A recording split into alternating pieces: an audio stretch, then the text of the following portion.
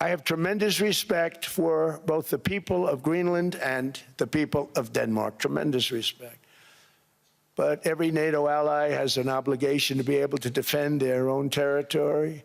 And the fact is, no nation or group of nations is in any position to be able to secure Greenland other than the United States. We're a great power, much greater than people even understand. I think they found that out 2 weeks ago in Venezuela. We saw this in World War II, when Denmark fell to Germany after just 6 hours of fighting and was totally unable to defend either itself or Greenland.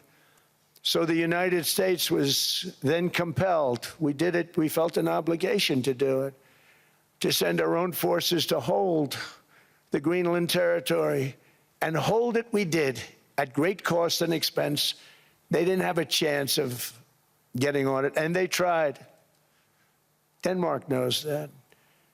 We literally set up bases on Greenland for Denmark. We fought for Denmark. We weren't fighting for anyone else. We were fighting to save it for Denmark. Big, beautiful piece of ice. It's hard to call it land. It's a big piece of ice.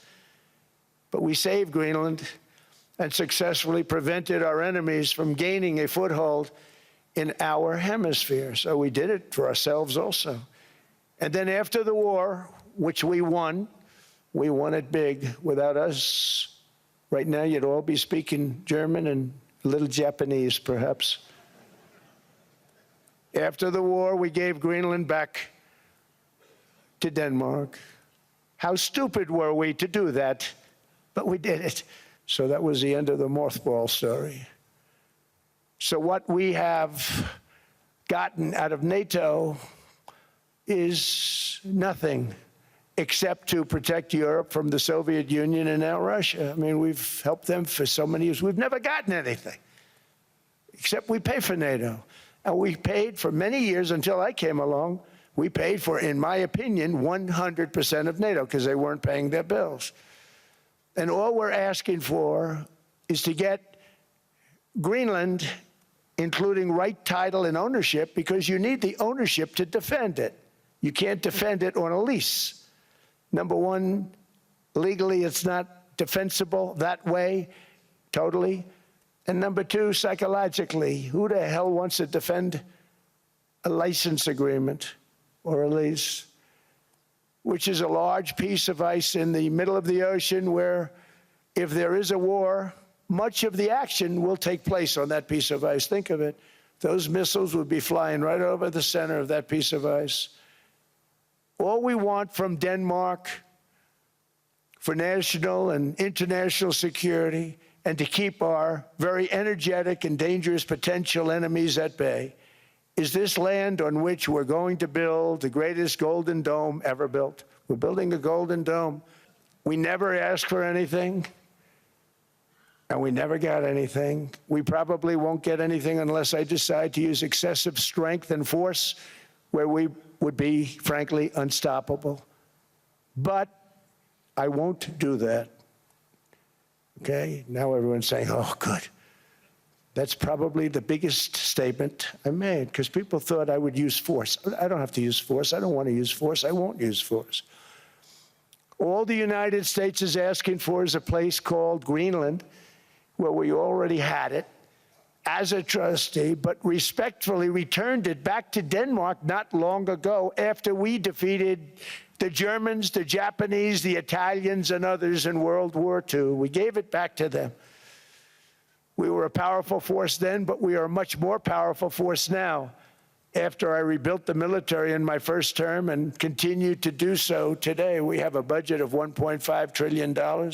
Greenland is a vast, almost entirely uninhabited and undeveloped territory that's sitting undefended in a key strategic location between the United States, Russia, and China. That's exactly where it is, right smack in the middle.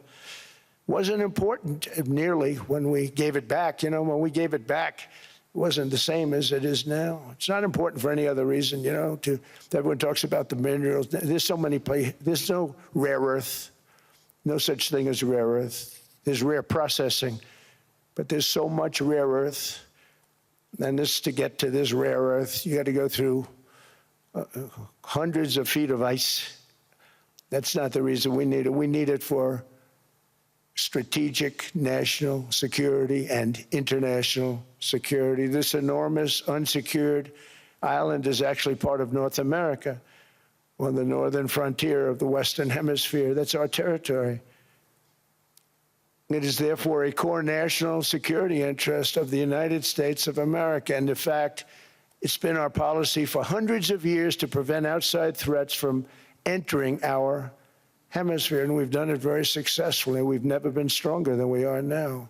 It's the United States alone that can protect this giant mass of land, this giant piece of ice, develop it and improve it and make it so that it's good for Europe and safe for Europe and good for us.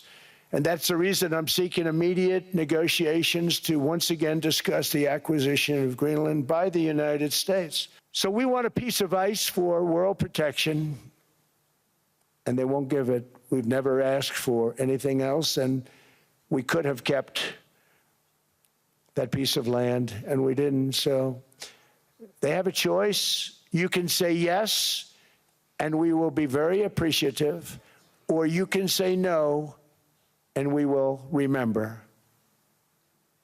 A strong and secure America means a strong NATO, and that's one reason why I'm working every day to ensure our military is very powerful, our borders are very strong, and above all, our economy is strong, because national security requires economic security and economic prosperity, and we have the greatest that we've ever had.